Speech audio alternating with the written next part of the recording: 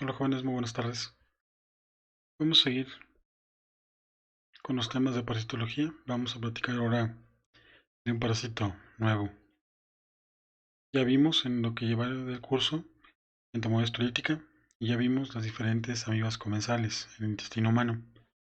Ahora vamos a platicar de un nuevo parásito. En este caso vamos a platicar de Blastocystis hominis.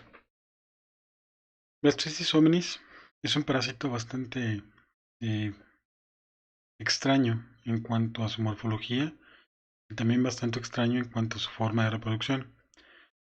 Aunque este parásito se reconoce desde hace mucho tiempo, realmente no se le ha dado una gran importancia hasta los últimos años, principalmente porque ha aumentado la prevalencia de este parásito en infecciones intestinales. Entonces, tenemos que este parásito recibe su nombre de blasto, que significa célula de división. En este caso, el parásito tiene una morfología muy característica que se llama cuerpo vacuolar. Y en esta morfología parece como si fuera una célula que se está dividiendo, por eso se le llama así blasto. Y bueno, es el agente causal de la blastocitosis.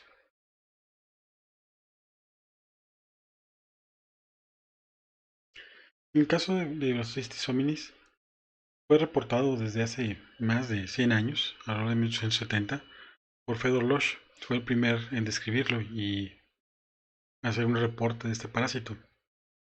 Pero no se le dio gran importancia a este parásito.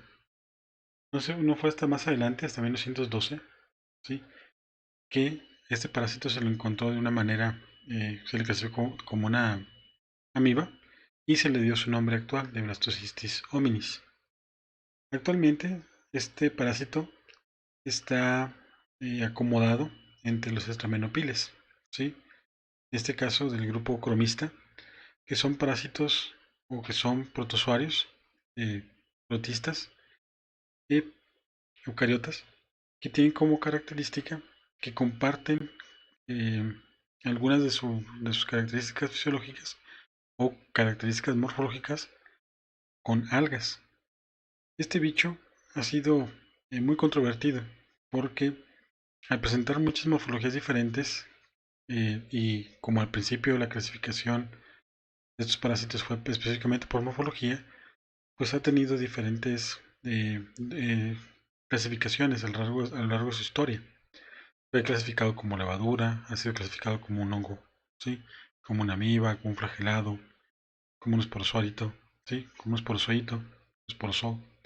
Entonces, este parásito ha tenido estas diferencias principalmente por morfología.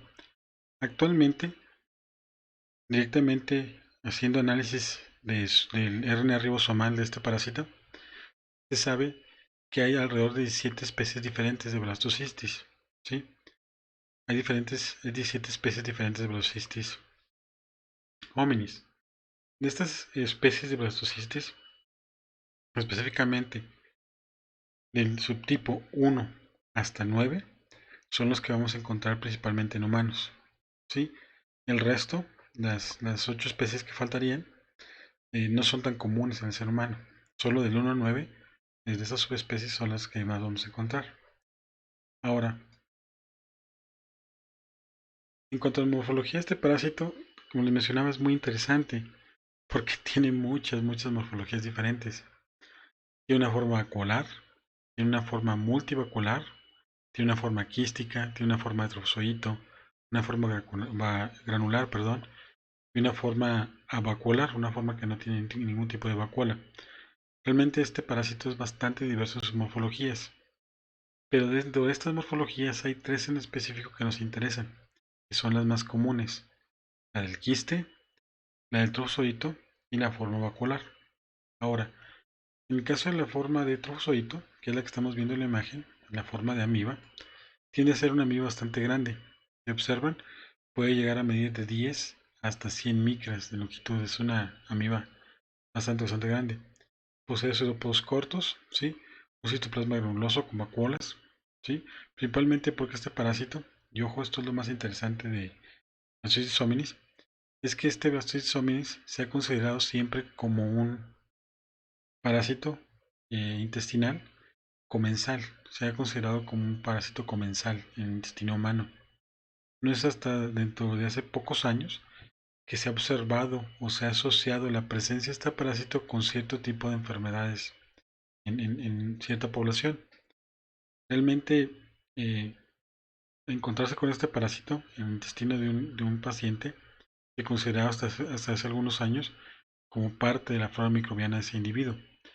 Literalmente el parásito se consideraba un comensal. Ahora, en el caso del trozoito, tiene un núcleo con cromatina excéntrica, ¿sí? El rizoma es excéntrico y se alimenta por endocitosis. En el caso del cuerpo vacuolar, y ojo, este es el más importante de todas las morfologías, es bastante grande, llega a medir de 10 a 30 micras, ¿sí? En tamaño, y se va a caracterizar este cuerpo vacuolar porque literalmente tiene una vacuola gigantesca en su citoplasma. Esta vacuola va a ocupar alrededor del 85% del volumen total del cuerpo del parásito.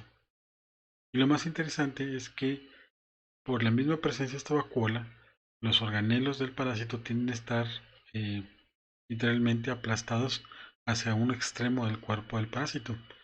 En este caso, la vacuola gigantesca que está en el citoplasma empuja el núcleo y todos los organelos hacia una de las paredes de la membrana plasmática.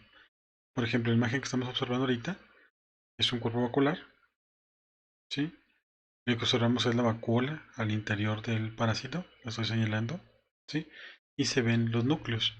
En este caso, el cuerpo vacuolar va a presentar de 2 a 4 núcleos, ¿sí? Es muy característico el cuerpo vacuolar, aparte que es muy grande. Este bichito va a presentar aparato de Golgi, va a presentar mitocondrias, va a presentar un retículo endoplásmico, ¿sí? No es como el resto de los parásitos que hemos analizado en este curso, que tienen modificaciones en este tipo de organelos, ¿sí?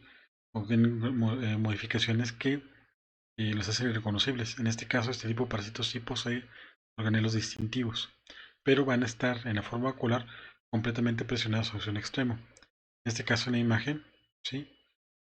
Vemos la vacuola y los organelos estarían presionados hacia este lado, ¿sí? De hecho, hay muy poco citoplasma libre, casi todo está siendo ocupado por la vacuola. Ahora, otra morfología característica es la del quiste, ¿sí? Los quistes, en el caso de Blastocystis hominis, tienden a ser pequeños, ¿sí? De 4 a 6 micras y van a poseer una pared fibrosa de naturaleza polisacárida.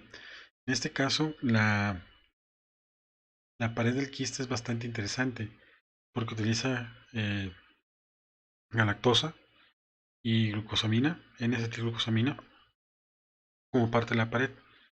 Y de hecho, las azúcares de la pared del quiste son lo que le permiten al parásito poderse fijar en el intestino, ¿sí? Entonces este parásito es bastante característico su quiste. Ahora, bien interesante, existen dos tipos de quiste para este parásito. Hay un quiste de pared delgada y hay un quiste de pared gruesa, ¿sí? Y los dos tienen funcionalidades diferentes para el ciclo de vida de este parásito. Pero lo importante que sepan es que el quiste, ¿sí? El quiste tiende a ser muy pequeñito, ¿sí? Tiende a ser muy pequeñito. Y de todas las morfologías posibles de este parásito, la más importante siempre va a ser la vacuolar. Ojo, que no se les olvide de aquí en adelante. Para poder identificar y poder diagnosticar una infección por Blastocystis hominis, la forma o la morfología de diagnóstico que uno busca por coproparasitoscópico, ¿sí? Es la morfología vacuolar, de cuerpo vacuolar de este parásito. Ahora, en el caso del quiste puede tener de 2 a 4 núcleos de cromatina excéntrica, pero no se utiliza el quiste como una morfología eh, diagnóstica. Ahora, en cuanto a la epidemiología, es bastante variable la epidemiología en este caso. Algo que incide mucho en cuanto a la presencia de este parásito en la población tiene que ver principalmente con dos factores: la edad de la población o la edad de los grupos específicos en los cuales puede atacar este parásito, y también el nivel de vida que tenga el individuo. Se ha observado que este parásito puede llegar a tener una prevalencia hasta un 60% en la población.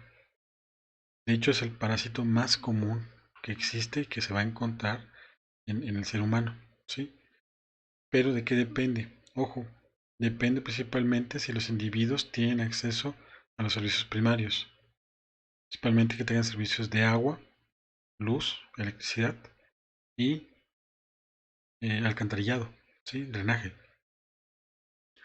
Mientras más marginación existe en la población, más aumenta la incidencia o la prevalencia de este parásito en la población, llegando hasta un 60% de población presentar este parásito en su intestino. En el caso de países más desarrollados o de poblaciones con un nivel adquisitivo más alto, y obviamente que tienen servicios básicos al alcance, la incidencia puede llegar hasta un 2% de la población. Entonces aquí tiene que ver mucho la calidad de vida de la población para que aumente este Bacillus hominis o disminuya en esta misma población. Ahora, algo bien importante también tiene que ver con la edad. Es más común las infecciones por las Bacillus hominis en pacientes jóvenes, en personas muy jóvenes, principalmente en niños y bebés. Es más común encontrar la infección en estos jóvenes que en personas ancianas, ¿sí? Entonces, este parásito se va a caracterizar porque le gustan principalmente niños muy pequeños, ¿sí? Le gustan como población específica niños muy pequeños y le gustan personas inmunosuprimidas, principalmente pacientes que tienen SIDA. En la tabla ustedes están viendo la prevalencia que se ha encontrado aquí en México y se alcanza a observar que varía de 1.4% hasta un 64%. Y si también alcanzan a ver en la tabla, lo estoy llenando, principalmente la gran mayoría de los individuos infectados van a ser niños. Sí, van a ser niños. Este parásito se ha observado que en el caso de personas inmunocompetentes, la infección tiende a ser asintomática, completamente asintomática. La gran mayoría de los individuos que se infectan por Plasmodium hominis son asintomáticos a la infección, ¿sí? Pasa la infección de manera subclínica, no muestran ni signos ni síntomas de estar infectados. Ahora, los individuos que tienen un sistema inmune débil o que su sistema inmune no está desarrollado como los niños, van a presentar signos y síntomas de la infección por este parásito. En el caso de los individuos que están inmunosuprimidos porque tienen VIH o tienen SIDA, ¿sí? En este caso los pacientes van a presentar constantemente diarrea, que es el signo más característico de la infección por este parásito. Ahora, en el caso de los ancianos, eh, he visto que poseen una resistencia, ¿sí? Poseen resistencia hacia la infección de este parásito. Puede ser que por el contacto tan estrecho que se puede tener con este parásito, hayan desarrollado cierta inmunidad, ¿sí? Ciertos mecanismos vectores para ir eliminando más fácil el parásito. O también eh, se puede deber al hecho que las personas de mayor edad, ¿sí? No tienen, tienen hábitos ya formados, ¿sí? Tienen ciertos hábitos ya formados, entonces los hacen menos susceptibles por su estilo de vida a tener contacto con este parásito y por tanto en ellos se observa un menor número de infecciones por Blastocystis hominis. Ojo, bien importante, Blastocystis hominis es el parásito más común en el ser humano, ¿sí? Es el protozoario más común que se puede encontrar en el ser humano y se le considera un comensal en la gran mayoría de la población. Y también es el parásito más común en pacientes que tienen SIDA. ¿Sí? Es el parásito más común en pacientes que tienen SIDA. Ahora, en el caso de los mecanismos de transmisión, aquí la ruta principal es la fecal oral. ¿Sí? La ruta principal es fecal oral y se da a través de consumir los quistes del parásito. En este caso, les mencionaba que había dos tipos de quiste de este parásito. Va a haber un quiste de pared delgada y un quiste de pared gruesa. Principalmente en la ruta fecal oral, la morfología del parásito va a ser el quiste de pared gruesa, ¿sí? El quiste de pared gruesa. Y se asocia principalmente a que los individuos consumen ya sea alimentos o agua contaminada con esas que contienen este parásito, Blastocystitis hominis. Ahora, este parásito sigue las 6 Fs, ¿sí? Sigue las 6 Fs que hemos visto con otros parásitos, por ejemplo, tomosis lítica. Puede ser por agua contaminada, por alimentos contaminados, por manos y dedos sucios, ¿sí? Por fomites, por objetos, ¿sí? Por vectores. Entonces, sigue las 6 Fs. Ahora, algo muy importante que hay que establecer es que para muchos autores no se ha determinado cuál es la forma infectante, ¿sí? Cuál es la forma infectiva de este parásito. Dependiendo de los autores que lean, y van a ver que hay mucha investigación actual conforme a este parásito, ¿sí? Van a dar cuenta que la gran mayoría ha llegado a mencionar que es el quiste. Esta imagen que están viendo ustedes aquí corresponde al CDC, ¿sí? Y el CDC menciona que es el quiste de pared gruesa el que infecta. Pero para algunos otros autores, principalmente es el cuerpo vacuolar, ¿sí? El que es infectivo. ¿Por qué? Porque es la morfología más común del parásito. Ahora, viendo el ciclo biológico, vamos a darnos cuenta de algo muy interesante. El ciclo biológico de Blastocystitis hominis es bastante complejo. Es bastante complejo. Este parásito tiene la habilidad de poderse reproducir de diferentes maneras, ¿sí? Puede dividirse por esquizogonia, puede dividirse por fisión binaria, por endodogenia y plasmotomía. En el caso de la fisión binaria, la esquizogonia y endodogenia son eh, tipos de reproducción que ya hemos mencionado, solo, bueno, que ya hemos estudiado, solo los voy a mencionar de manera rápida. Cuando es por fisión binaria, es cuando una célula se divide para dar dos células hijas. Iniciamos con una célula y esta, al dividirse, da dos células hijas.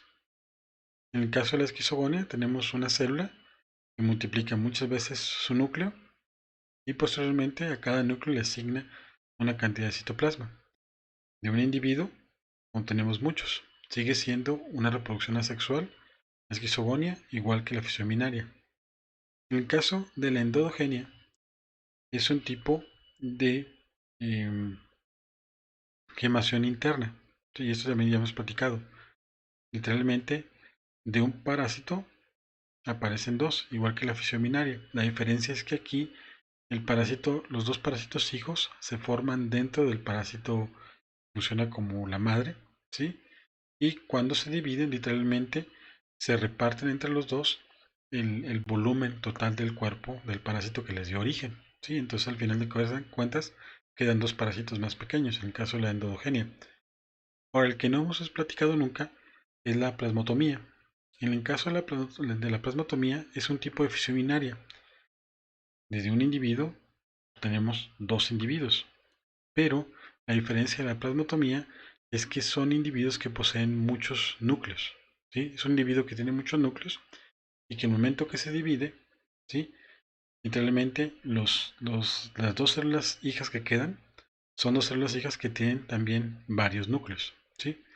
Entonces, en el caso de la plasmotomía, para que les quede claro, es una célula con varios núcleos, supongamos que tiene cuatro núcleos, y que cuando se divide genera dos células con dos núcleos cada una. Esa es una plasmatomía. Entonces este bicho es bastante interesante en su forma de reproducirse. Tiene bastantes formas de reproducción. Ahora, vamos a explicar un poquito sobre este ciclo de vida. El ciclo de vida inicia para este parásito cuando un individuo consume el quiste de pared gruesa, ¿sí? Este quiste de pared gruesa ingresa al esófago, ingresa por la boca al esófago, llega al estómago y el parásito se desenquista en el intestino delgado. Ojo, en el caso de Blastocystitis hominis, tiende a vivir también en el intestino delgado, ¿sí? De hecho, en uno de los sitios donde se aloja es el intestino delgado, a diferencia de las otras eh, amibas que hemos visto en el curso, que les gustaba principalmente el colon. En el caso de Blastocystitis hominis, les gusta el intestino delgado. Después de desenquistarse, este parásito se va a romper el quiste y lo que va a ocurrir es que va a liberar la forma vacuolar de este parásito. Ahora, esta forma vacuolar va a tomar dos destinos diferentes. Puede ser, ¿sí?, que la forma vacuolar se dirija hacia una forma ameboide, literalmente que esta vacuola se transforme en la forma ameboide del parásito, ¿sí?, y ocurra una fisión binaria, lo cual hace que se mantenga la forma de trozoito de este parásito en el intestino. Ahora, cuando este parásito sea arrastrado por el contenido intestinal, ¿sí?, este parásito en su forma ameboide va a cambiar a su forma quística, ¿sí?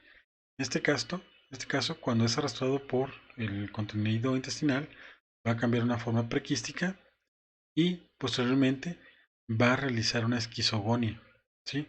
Se va a realizar una esquizogonia dentro del quiste, ¿sí?, dentro del quiste. En este caso, si recuerdan la esquizogonia, se van a multiplicar muchas veces los núcleos y a cada núcleo se le va a asignar una cantidad de citoplasma. Pero esto ocurre de una sola célula. Entonces la célula que formó el quiste se va a multiplicar muchas veces para formar lo que es el quiste de pared, ¿sí?, de pared gruesa. Ahora, ¿por qué es relevante este quiste de pared gruesa? Este quiste de pared gruesa es literalmente la morfología del parásito que sale a través de las heces. Este quiste de pared gruesa es lo que permite infectar o es la forma infectiva de un humano a otro, ¿sí? Ahora, este ciclo de vida es el ciclo de vida infectivo, este de transmisión externa.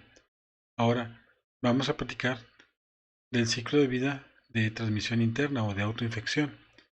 En este caso, en el ciclo de vida de autoinfección, la forma vacuolar se va a transformar en una forma multivacuolar, ¿sí?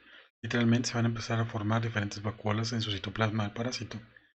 Y posteriormente va a adquirir la forma prequística. Pero esta forma prequística que, que, que precede a la forma multivacuolar va a ser diferente a la que precede a la forma ameboide. Ojo, este cambio es bien importante porque al seguir esta forma autoinfectiva, el quiste que se genera, ¿sí?, el quiste que se genera es un quiste de pared muy delgada, ¿sí? Ojo, este quiste de pared delgada nunca sale con las heces, porque regularmente el parásito tiende a desenquistarse en el mismo colon, en el mismo intestino del hospedero, ¿sí? Literalmente, esta forma de quiste delgado, la pared de quiste delgado, no alcanza a salir porque regularmente el parásito vuelve a romper este quiste en el mismo intestino de ese individuo, ¿sí? Literalmente, en el mismo intestino en que se formó ese quiste, se vuelve a romper ese quiste. Ahora, estos dos tipos de quiste, ¿sí?, son relevantes porque explican gran parte del ciclo de vida de este parásito, ¿sí? Pero de todas las morfologías que estamos viendo de este ciclo de vida, la más importante siempre va a ser la forma vacuolar. Ojo, esta forma vacuolar es la que vamos a observar principalmente. Ok, sigamos.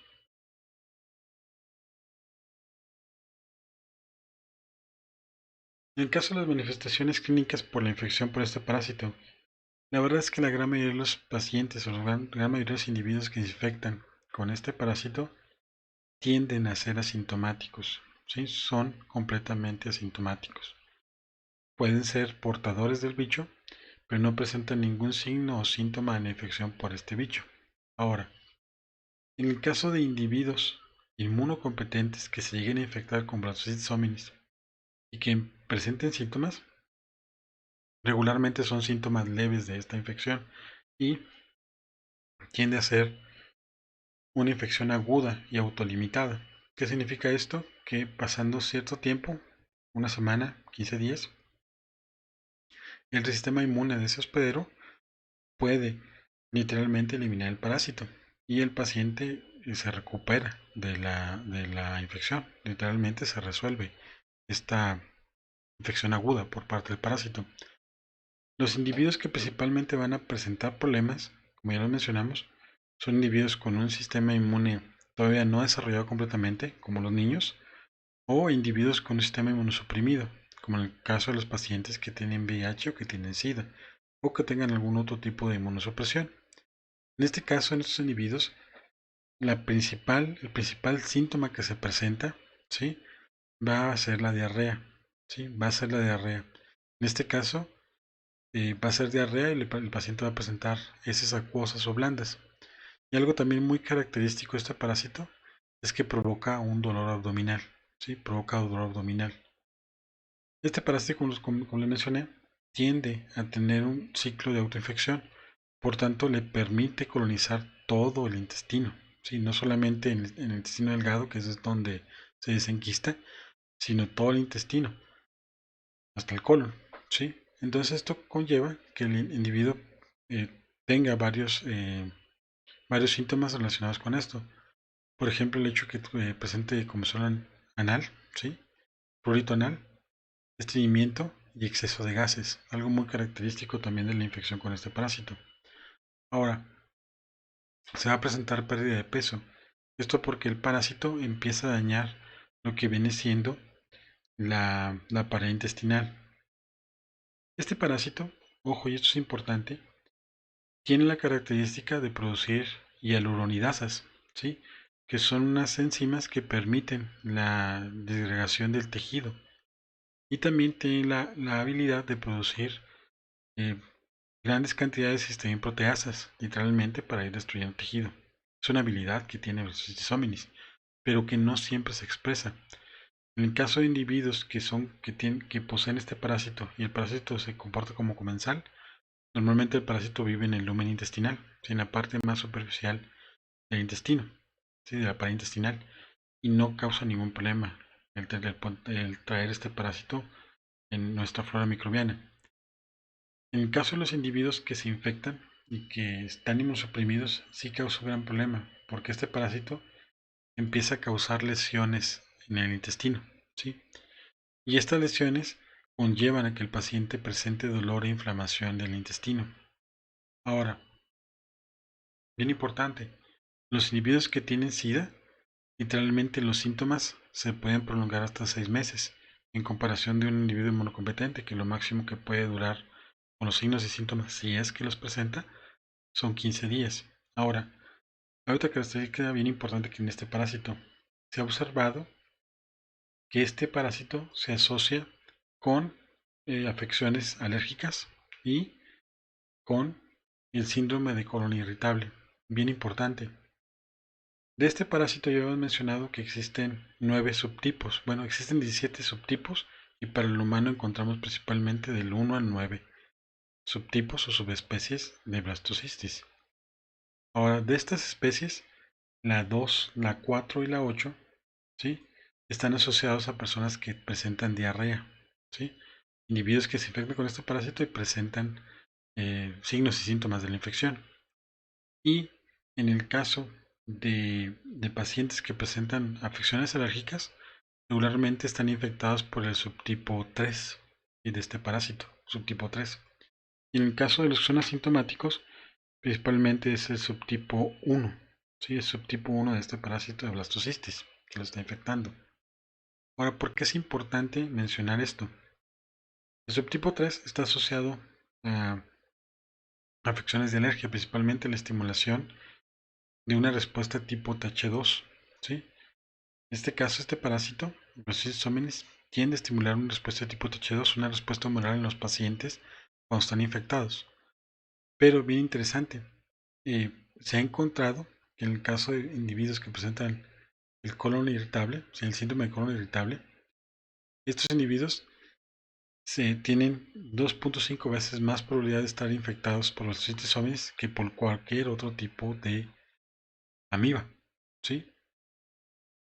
Ahora, ¿cómo se realiza el diagnóstico para esta infección en dado caso de los pacientes que presentan signos o síntomas de estar infectados?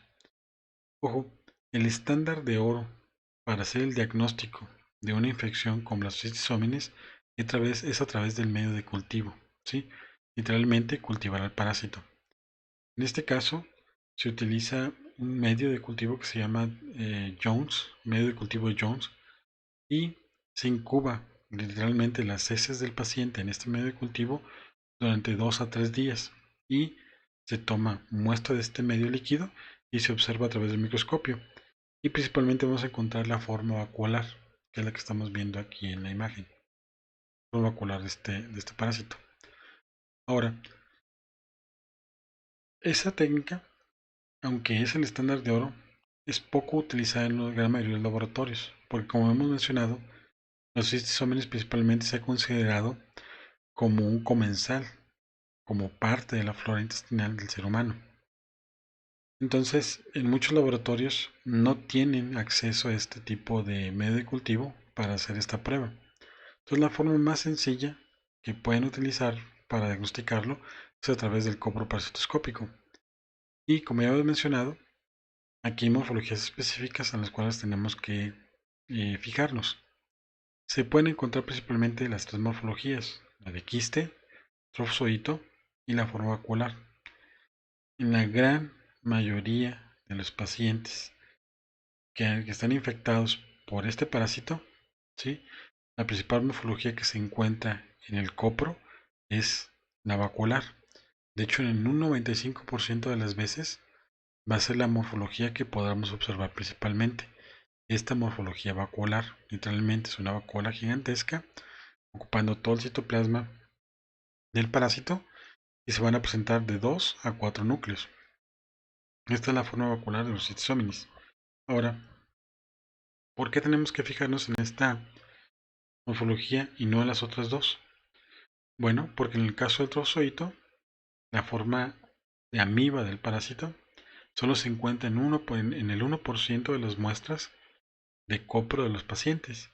En el caso del quiste lo podemos observar solamente en el 4% de las muestras fecales. Entonces es bastante complicado observar estas morfologías. Por tanto, la forma diagnóstica siempre va a ser la morfología vacuolar de este parásito.